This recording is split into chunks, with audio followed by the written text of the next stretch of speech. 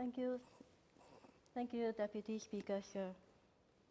Just allow me to, okay.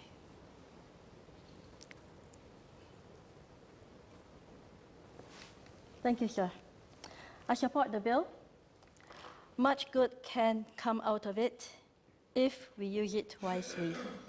For example, the directions on data sharing.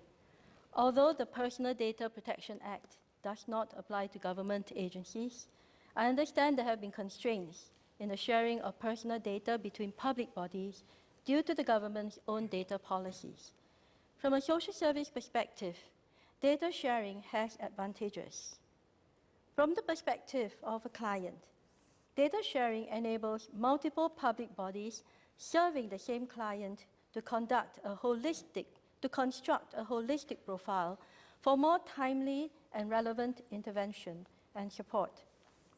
Data sharing equips public bodies to anticipate the onboarding of a client, prepare the relevant support, and to monitor the progress of a client or of a former client. This will enable public agencies to provide further intervention and further support. It also saves the client time and effort in having to produce the same information to different public bodies at different times. These are some of the advantages from an individual's perspective. For public bodies, data sharing enables public bodies to develop more holistic profiles of clients and their needs, thereby informing policy making in the planning of services, in the delivery, through analytics and research. It enables public bodies to better understand the trajectory of the clients, which would improve the planning of respective downstream and upstream services and interventions. So from that perspective, I support it. There is, however, a number of concerns, and one of which being how members of the public do not fear the sharing of personal data. We are very happy to give our identity card number for lucky draws. We do not realize that the giving of such important pieces of information for not so critical functions or purposes can do a lot of harm to us. I also wish to seek a few clarifications concerning privacy and confidentiality, security, non-discrimination, consent, transparency, and accountability. First, privacy and confidentiality. I would like to request the Prime Minister's office to clarify the scope of data that could be covered by data sharing provisions. I understand it is not possible to enumerate, but it would be helpful if we could have some indications. When disclosure could be authorized, when the use of information would be considered proper, the consequences of failing to ensure end-to-end encryption, or the consequences of failing to ensure anonymization of data that should have been anonymized, the consequences of re-identification of anonymized information by a former relevant public official. The current provisions as drafted cover only abuse by current relevant public officials. The consequences of unauthorized access to data. Current provisions as drafted cover only unauthorized disclosure or use. Next, security. Members of the public, some of us, would be concerned with security breaches, including hacking. Would the Prime Minister's office address this concern? Could the Minister also address obligations to report security breaches to the appropriate minister, as well as the requirement to take appropriate steps to remedy the situation as soon as practicable? A third consideration would be non-discrimination. Would we consider a provision regulating the manner in which shared data would be used to address concerns of possible discrimination? Anonymized shared data should be used in a manner that is not discriminatory or stigmatizing to persons to whom the data relate. Consent. I have noted the impracticalities of obtaining consent. Or would the Minister clarify if there could be circumstances under which informed consent or opting out may be provided for? In terms of transparency, accountability, this would be also of great concern. How would the government propose to inform members of the public about the sharing, analysis, and use and access to the personal data? For example, some may be afraid of unlawful surveillance. I hope the Minister would address these concerns. In determining guidelines for data sharing, perhaps we could also have reference to the Caldecott principles. These are principles in the Caldecott Committee's report on the review of patient identifiable information. It is a UK committee, and the report may serve as a reference for us. A few of the principles are as follows. The proposed access to sharing of or use of information should be justified and only allowed if it is necessary. The amount of identifiable information to be shared should be kept as minimal as possible. As noted in the earlier portion of my speech, greater clarity is requested, and we hope to hear more from the Minister.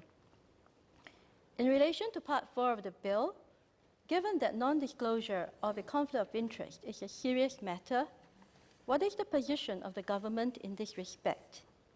And is there a particular reason why there is no specific provision to penalize non-disclosure? In relation to Section 40, I noted the Minister's comments earlier that he would be seeking an amendment at the committee stage. I am not sure if the amendments would include Section 40. If not, I would request for clarification as to the exemption of the People's Association from the requirements of that provision. Having sought the clarifications, Deputy Speaker, sir, please allow me to now make some general comments. The long title of the bill reads, "An Act to provide for a consistent governance framework across public bodies in Singapore and to support a whole-of-government approach to the delivery of services and the Singapore public sector, and to make consequential and related amendments to certain other acts." I'm curious why the reference to a consistent governance framework in the long title refers only to public bodies and not to Singapore public service agencies as a whole. I also note that in Section 3 of the bill, the purposes of the Act are stated as follows: to establish a consistent system of governance and accountability across public bodies in Singapore that meets high standards of accountability. Number 2, to clarify the accountability relationship between public bodies, the members, the responsible ministers, and the government. And number 3, to require and support a whole-of-government approach to the delivery of services in the Singapore public sector. This is an important piece of legislation. I support it. It can potentially change the landscape of public service agencies in Singapore, creating public service agencies more effective and competent than many others in other countries. But if this piece of legislation is inadequately understood or executed, it will fall to be another set of compliance burden. It is noted that the bill does not require and support a whole-of-government approach to the delivery of services by the public sector to the public. One would have thought that in times like these, given the complexity of the issues facing Singapore, given that it is no longer possible for a single ministry or a single public agency to adequately address such issues, the government might wish to enshrine the principle of a whole-of-government approach to the delivery of services to the Singapore public. within the same piece of legislation. This would have set a very clear context for the legislation and the implementation to follow. Somewhat disappointingly also, this piece of legislation appears to embody the form but not the spirit of public service. It sets out a framework that is forward-looking and relevant to the complexity of issues faced by our country. It shows a clear legislative will to hold the public sector to high standards of governance and accountability. And I applaud and commend the government and the public service sector for initiating and putting the proposed legislation before Parliament. But this is not sufficient. Public service is not about a set of regulations. It is about the people within the public service sector and the people for whom the public sector exists. Developing and implementing a consistent system of governance and accountability, meeting high standards of accountability, these are worthy aspirations soon to be legislated.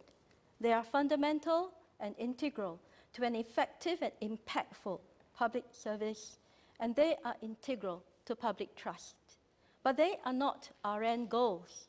Our end goal is to serve the Singapore public.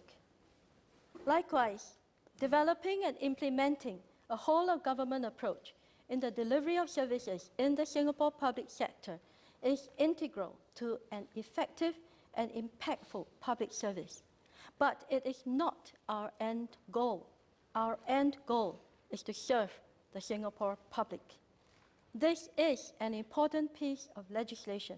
It can potentially revolutionize the delivery of public sector services and shape the public sector to come.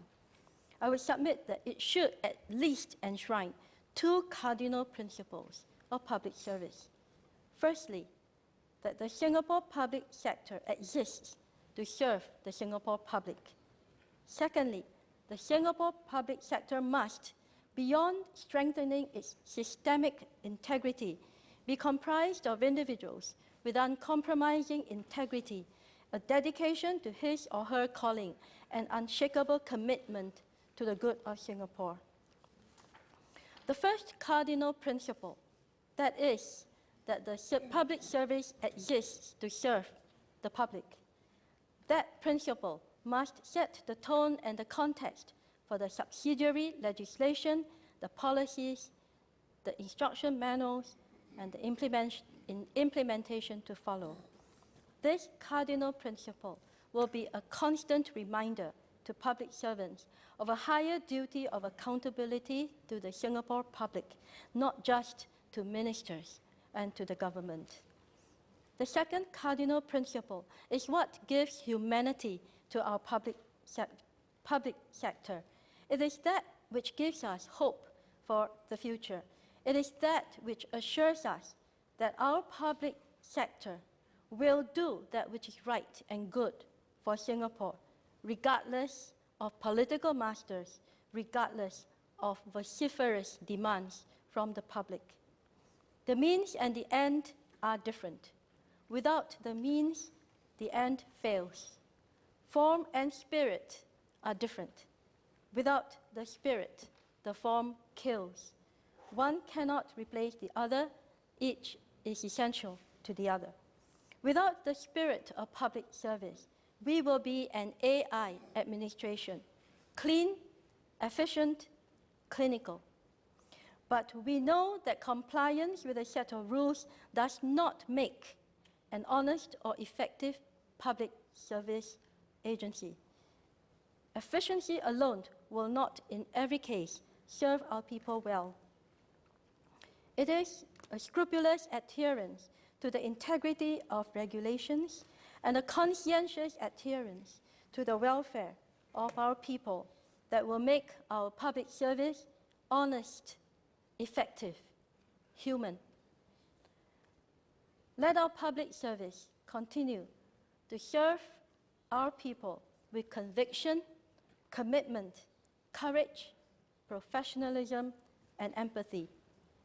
Always fearless to do that which is right and good, yet exercising humility, empathy, and kindness.